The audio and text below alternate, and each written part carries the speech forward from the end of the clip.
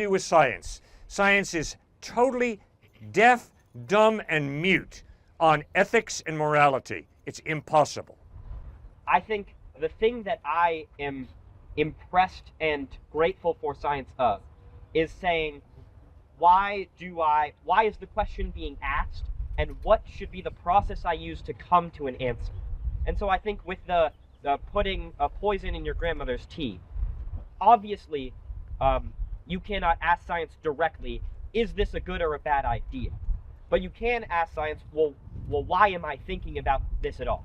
And science will tell you because you want the money, you want the resources, you want them sooner rather than later. And then science can also tell you, what should be the process I use to come to a conclusion? And science can tell you, well, you're based on self-preservation, but also based on community preservation. So whatever decision reaches that goal the best would be the best decision to make. And I think that is where, although religion will tell you will sort of skip to the end and tell you this is the right decision to make based on an objective morality, I very much appreciate science for telling me, here's every step but the very last one. You can take all of those facts in your own and make the decision based off of them. You've totally mixed categories. You've jumped from science to philosophy like that in a blink of an eye. Sir, science has nothing to say whether I should put arsenic in my mother's tea tonight to get her money. But should I do that? Should I not do that? Is not a scientific question. It's a philosophical, ethical question. You're mixing categories, sir, because you got a conscience. And you're scrambling with everything in you as an atheist to justify what your conscience tells you is true. Don't put strychnine in grandma's tea to get her money. That is greedy, that is murder, that is self-absorption. But you see, your atheism is incompatible with the values that you hold dearly. And believe me, sir, I'm real glad you don't want to put strychnine in your grandma's tea, okay? I support you 110%. All I'm saying is you've wiped out the basis for making that decision when you say there is no God. Because if there is no God, morality is relative, which means if you want grandma's money badly enough, put the strychnine in her tea, get the inheritance, and you win the day. And it is survival of the fittest. In fact, do you know what the rest of the title of The Origin of the Species is? Would someone please quickly look that up on your phone? Charles Darwin wrote a book. The first words that we all know are The Origin of the Species. Now, would someone please read out loud the rest of that title? Quickly, can someone look that up? On the origin of species by means of natural selection or the preservation of favored races in the struggle for life. Oh, and do you know what Charles Darwin writes in that book? He writes,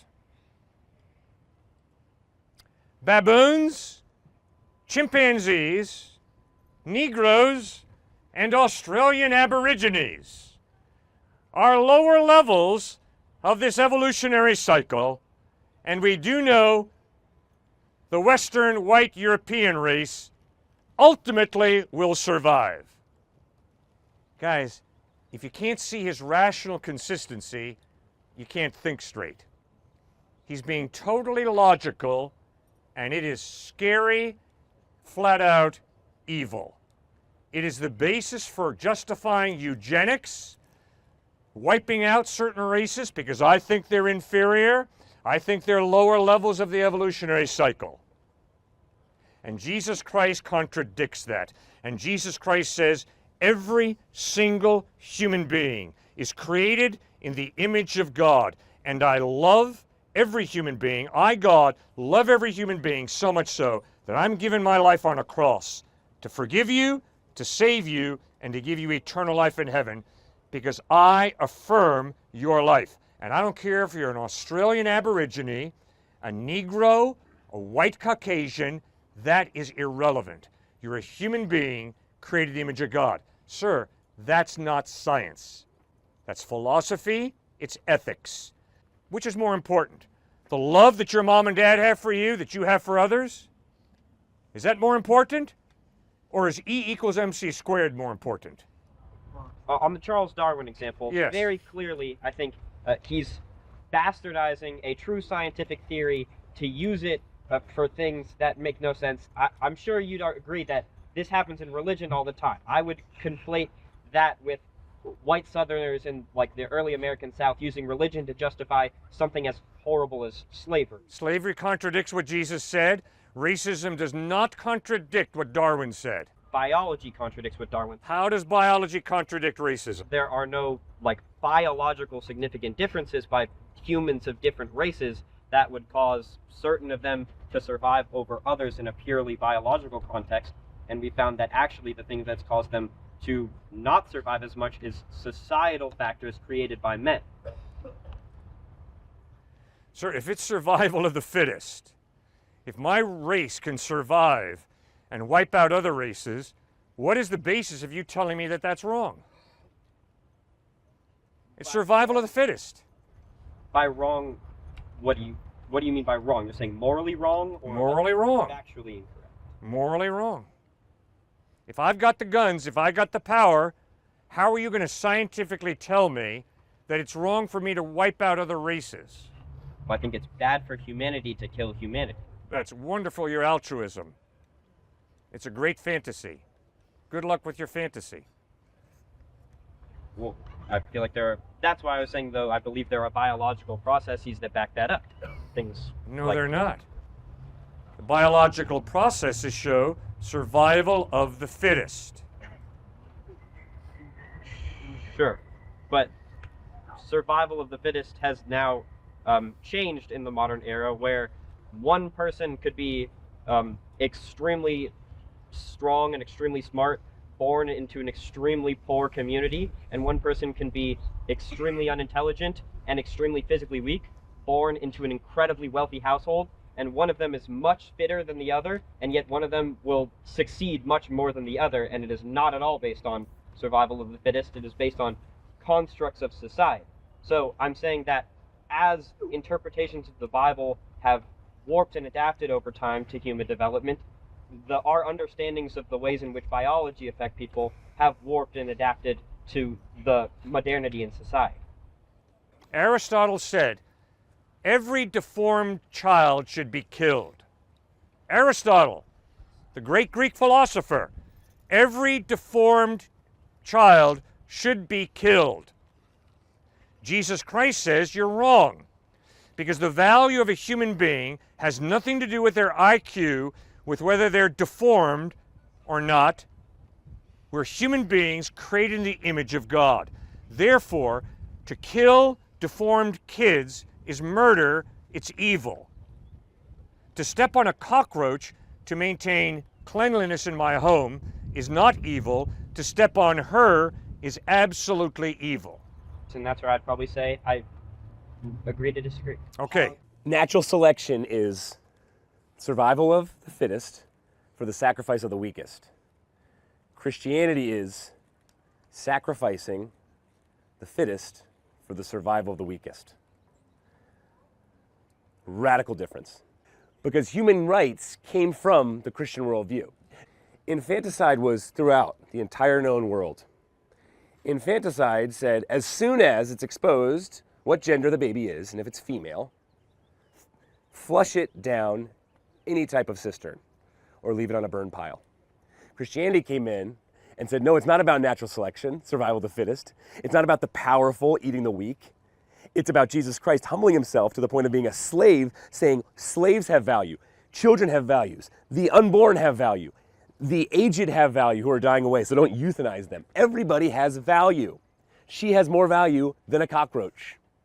Natural selection says the opposite. And so if you're going to say it's natural selection and not Jesus Christ, and the Judeo-Christian values, I hate to say, my friend, but you are living by, even if you don't believe in Jesus Christ, you live by them. Otherwise, you wouldn't be saying what you're saying out here in terms of value, objective value, and morality, right? Okay, so I'm glad that you're admitting that you live like Jesus Christ, even though you don't believe in him. Okay, I would ask you and plead with you then, I know you're disagreeing with my father. We are not perfect in our thinking. But I would plead with you to go back to your dorm room or wherever you're going and to think about your worldview based out of natural selection when it comes to value of human life and morality, and if that truly jives with your experience and understanding of what truth is. Jesus Christ, who he is, his claims to be God and how he pulled it off through his resurrection, and how we live by his values, the whole value system, and how we live by the immaterial of wanting to sacrifice for the least of these, even across the sea, in Myanmar, for example, that came directly from Jesus Christ and his claims. All right, if we're going to live by natural selection, let's just be honest and stop doing that. Stop it all. So I believe you live by the understanding of what Jesus taught, who he was, that he wasn't a lunatic, that he wasn't a liar, that he wasn't just a legend, but he's the Lord of the entire universe, that he actually walked this planet, made these claims, and his book, the Bible, has been the bestseller every single week since it was written. Just a fact. And why is that? Because I believe it's the Word of God, and I believe Jesus was speaking truth. 66 books, historical documentation in nature, written over 1,400 years on 3 different continents, fitting together for some reason perfectly, getting the archaeology correct, getting the names correct, getting the ecology and environment correct. If you go over to Israel and you ask an atheist tour guide,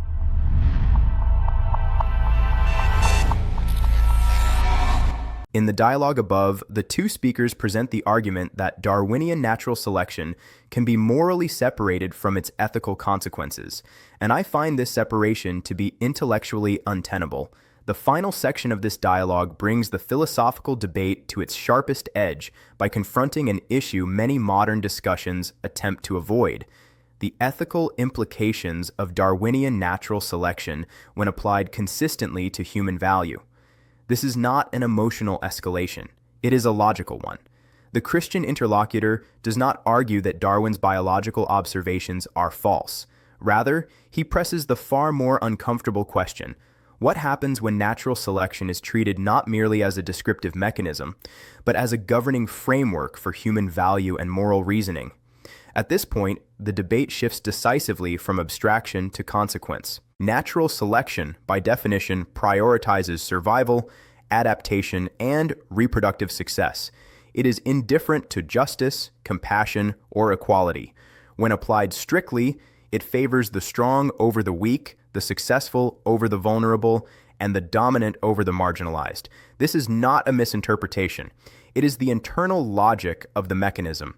The atheist speaker attempts to rescue human dignity by appealing to modern biological insights and social constructs, arguing that contemporary success is no longer determined purely by physical strength or intelligence. However, this move subtly abandons natural selection as a moral foundation while continuing to rely on its scientific authority. In doing so, the speaker inadvertently confirms the critique. If moral value must be imported from social constructs, empathy, or altruism to correct natural selection's outcomes, then natural selection itself cannot be the basis of moral value. The discussion of Darwin's own writings intensifies this point. Whether or not one believes Darwin was personally racist is ultimately secondary. The more important issue is that racial hierarchy and eugenics did not contradict Darwinian logic. They exploited it. The idea that certain groups represent lower stages of evolution follows naturally once human worth is measured by evolutionary fitness. The attempt to separate Darwin's science from these ethical conclusions fails because the conclusions are not distortions, they are extensions. By contrast, when Christianity declares that every human being is created in the image of God, it severs moral value from utility, intelligence, race, and strength. Human dignity becomes intrinsic rather than earned.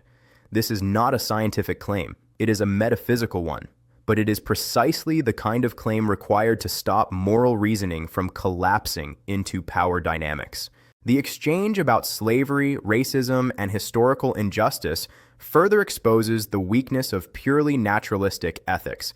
If moral progress is merely a shift in social constructs, then no moral reformer truly stands above their culture. They merely replace one consensus with another.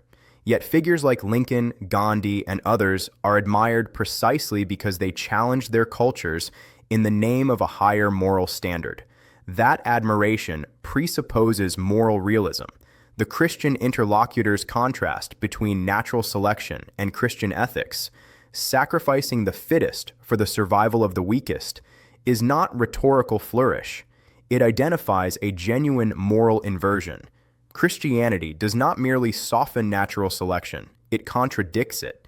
It elevates the weak, protects the vulnerable, and assigns worth independent of contribution. The atheist speaker senses the force of this argument, but resists its conclusion by retreating into disagreement rather than refutation.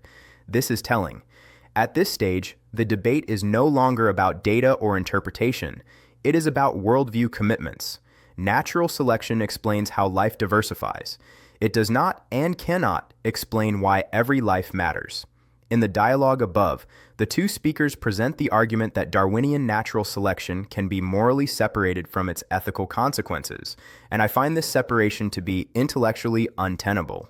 The final movement of this dialogue forces an unavoidable reckoning whether a worldview grounded exclusively in natural selection can sustain the moral intuitions it relies upon to condemn racism, slavery, exploitation, and the devaluation of human life. At this point, the debate is no longer about Darwin as a historical figure or biology as a scientific discipline. It is about coherence. The atheist speaker insists that modern biology and social development undermine the harsher implications of survival of the fittest. Yet this response concedes the central critique rather than refuting it. If moral value must be rescued from natural selection by appeal to social constructs, cultural evolution, or empathy, then natural selection is not doing the moral work it is being asked to do. In other words, natural selection explains outcomes, not obligations. The attempt to reinterpret fitness in terms of modern success only shifts the problem. Power, wealth, and influence replace physical dominance, but the moral issue remains unchanged. If those who succeed do so because systems favor them, then moral condemnation of those systems requires a standard beyond the systems themselves.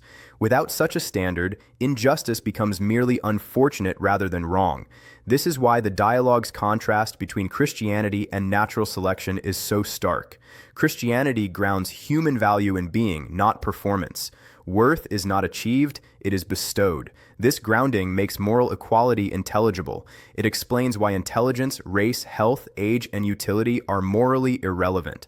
By contrast, a naturalistic framework has no principled reason to treat a severely disabled child as more valuable than a cockroach beyond emotional preference. The speaker recoils from this implication instinctively, but instinct is not justification. The discussion of Aristotle, infanticide, and historical practices underscores a critical point. Moral progress is not self-explanatory under relativism. To say that cultures evolve morally presupposes a direction, a standard, and a goal. Progress toward what? Better by whose measure? Christian moral realism answers this by appealing to a transcendent moral law that judges all cultures, including Christian ones. This allows for genuine moral reform rather than mere moral replacement. The atheist speaker's final posture, agreeing to disagree, signals the limits of the naturalistic account. When moral reasoning reaches its endpoint, it does not terminate in explanation, but in assertion. The worldview lacks the resources to justify the moral conclusions it passionately affirms. The Christian interlocutor's final appeal is therefore not triumphalist, but invitational. It asks whether the values the atheist already lives by, human dignity, sacrificial love, moral obligation, are better explained by a universe governed by blind processes or by a moral reality grounded in purpose and personhood. That is the real question the dialogue leaves us with. This dialogue reveals a persistent tension between lived moral experience and naturalistic explanation. While atheistic frameworks can describe the origins of moral feelings, they struggle to justify the authority, universality, and binding force of moral claims. Biology explains behavior. It does not ground obligation. Science clarifies processes. It does not confer meaning. The moral convictions both speakers share, human dignity, justice, and intrinsic worth, point beyond evolutionary utility toward a moral reality that transcends nature. The debate ultimately exposes not a conflict between science and faith, but a conflict between moral realism and moral reductionism.